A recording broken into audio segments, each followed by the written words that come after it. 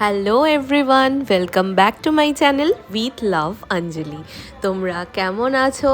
আশা করি সবাই খুব ভালো আছো। আর আমি অঞ্জলি নবদ্বীপ সিরিজের থার্ড ব্লগ নিয়ে চলে এসেছি। আর আমি তোমাদেরকে এর আগে যেমনটা বলেছিলাম যে নবদ্বীপে রাস উৎসবের সমস্ত প্রতিমাকে কিন্তু শোভাযাত্রার মাধ্যমে বিসর্জন দেওয়া হয়। আর এই শোভাযাত্রাকে স্থানীয় ভাষায় বলা হয়ে থাকে আড়ং।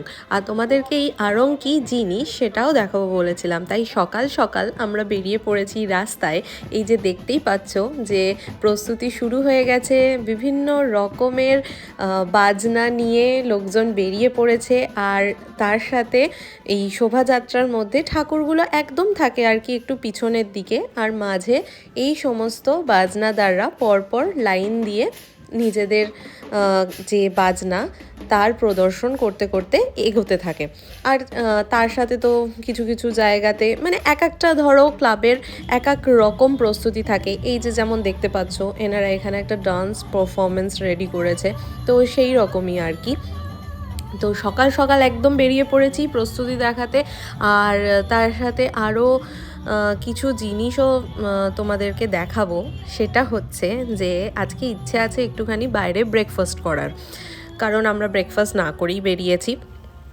তো দেখা যাক কোথায় আর কি ব্রেকফাস্ট করা যায়।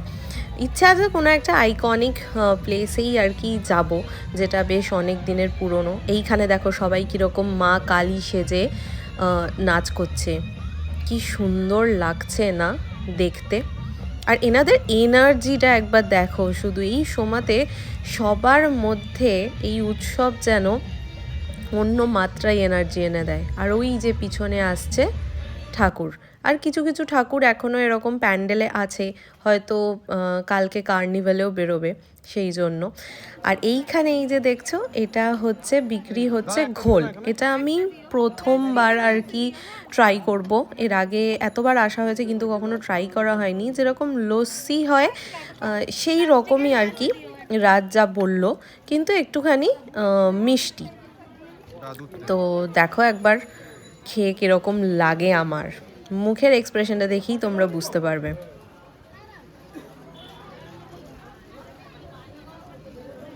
এই দেখো আমি কি বলছি বলো তো, ভালো খেতে। আসলে সাউন্ডটা ওখানে এত চারিদিকে লোকজন ছিল সেই জন্য আর কি, আর সেরকমভাবে আমি ভয়েস ওভারই দিয়েছি, তোমাদেরকে আর ওই আওয়াজগুলো শোনাইনি।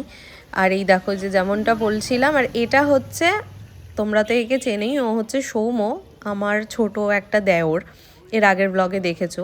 তো আমরা এখন চলে এসেছি বেশ পুরনো আর বেশ একটা বলতে পারো রিনাউন্ড নাম নবদ্বীপের, সেটা হচ্ছে শিবু সেনের মিষ্টির দোকান। তোমরা অ্যাম্বিয়েন্সটা দেখেই বুঝতে পারছো যে বেশ পুরনো। আর এই দেখো এইখানে এক কাকু এই যে মিষ্টি বানানোর জন্য পাক তৈরি করছে একরকম, আমার তো দেখে তাই মনে হলো, যদিও আর জিজ্ঞেস করিনি আর কি। বেশ ভিড়ও ছিল দোকানটাতে, সেই জন্য আর জিজ্ঞেস করা হয়নি। আর ওই দিকে এই দেখো গরম তেলে একদম সুন্দর করে কচুরি ভাজা হচ্ছে, কি ভালো লাগে না দেখতে। আর এই যে কচুরি ভাজার একটা যে গন্ধ বেরোয় সামনে থেকে, ওটা তো আমার আরও দারুণ লাগে। মনে হয় সারাদিন আমি দাঁড়িয়ে থাকি আর মাঝে মাঝে একটা দুটো খাই আর কি। আর এইদিকে আমাদেরও চলে এসছে গরম গরম কচুরি আর আলুর তরকারি, বেশ গরম। দেখো আমার ফু দিয়ে খাচ্ছি, ছিঁড়তেও অসুবিধা হচ্ছিল।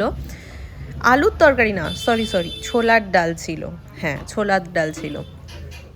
এই দেখো কি যে আমার ভালো লাগে কচুরি খেতে, আমার জাস্ট দারুণ লাগে। আর ব্রেকফাস্টে যদি হয় তাহলে তো আর কথাই হবে না কোনো আর কি। আর বেশ কিন্তু ভালো খেতে ছিল এটা, এত বছর ধরে আর কি কেন যে এখানে সবাই খেতে আসে আর এখানকার কচুরি যে সবাই কেন পছন্দ করে সেটা কিন্তু আমি খেয়েই বুঝলাম। আর ওইদিকে আর একজনকে দেখেছো, মিরোকে হাঁ করে তাকিয়ে আছে, বেচারাকে কিছুই খাওয়াতে পারি না এখন। তো খাওয়া দাওয়া সেরে আমরা আবার নেমে পড়েছি রাস্তায়। আর এবার হাতে আছে আমাদের কোল্ড ড্রিঙ্কস আর জলের বোতল, একদম পুরো রেডি হয়ে নেমেছি। আর এই দেখো সামনে যে এত ভিড় জমে আছে, এটা হচ্ছে নবদ্বীপের রাজরানীকে দেখার অপেক্ষায়, সেটা হচ্ছে মা গৌরাঙ্গিনী। আর এটার বিশেষত্ব হচ্ছে এনাকে কিন্তু কোনো গাড়িতে চাপিয়ে নয়, কাঁধে চাপিয়ে পরিক্রমা করানো হয় নবদ্বীপ শহরের, এবং তারপরে নিয়ে যাওয়া হয় বিসর্জনের জন্য ঘাটে। তো এই যে আমরাও দর্শন করে ফেললাম, তোমাদেরকেও করিয়ে ফেললাম। এইবার একটুখানি ফিরবো বাড়ি, তারপরে আবার বেরোবো বিকেলবেলায়। তো তোমাদেরকে যেমন কথা দিয়েছিলাম সেমনি আবারও বিকেলবেলায় বেরিয়ে পড়েছি, কিন্তু এবার শুধুমাত্র আমি, রাজ আর মিরোই বেরিয়েছি, সৌমকে নিয়ে বেরোনো হয়নি এখন। তো সেক্ষেত্রে এবার শুধু তোমাদেরকে দেখাবো আসল আলোর চমক, ঠাকুরের সারিবদ্ধ লাইন, আর সেটা যে কি অপূর্ব দেখতে লাগে রাস্তায়, আর কত রকমের যে ঠাকুর, আমি তো অর্ধেক ঠাকুরের নামই জানি না, কিন্তু হ্যাঁ এটার জানি, এটা হচ্ছে মা অন্নপূর্ণা। দেখেছো হাতে একটা কি সুন্দর ওই যে ঘট নিয়ে দাঁড়িয়ে আছে, আর তার সাথে আরও কত ঠাকুর, মানে তোমরা ভাবতেও পারবে না। হয়তো আমি যেরকম, সত্যি কথা বলতে এর আগে কখনো শুনিনি এই নামগুলো, যেগুলো আমি রাজ উৎসবে গিয়ে দেখেছি। এটা হচ্ছে হর পার্বতী, বা বলতে পারো হর গৌরী। তোমরা কি দেখেছো এই ঠাকুরের অন্য কোথাও আর কি পুজো হতে এইভাবে প্যান্ডেল করে? আর এই যে গাড়িগুলো দেখছো, এরকমই গাড়িতে চাপিয়ে পরিক্রমা করা হয় পুরো নবদ্বীপ শহর, মানে ওই ধরো একটা পয়েন্ট থেকে আর একটা পয়েন্ট, আর তারপরে নিয়ে যাওয়া হয় বিসর্জন ঘাটে। তাহলে চলো তোমাদেরকে একে একে সব ঠাকুরগুলো দেখাই। ইনি হলেন শব শিবা মাতা।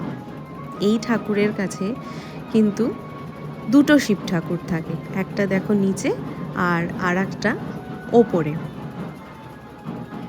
তোমরা যদি এই সব ঠাকুর বা রাস উৎসব কেউ এর আগে স্বচক্ষে দেখে থাকো নবদ্বীপ শহরের বুকে, তাহলে অবশ্যই কিন্তু কমেন্ট করে জানিও।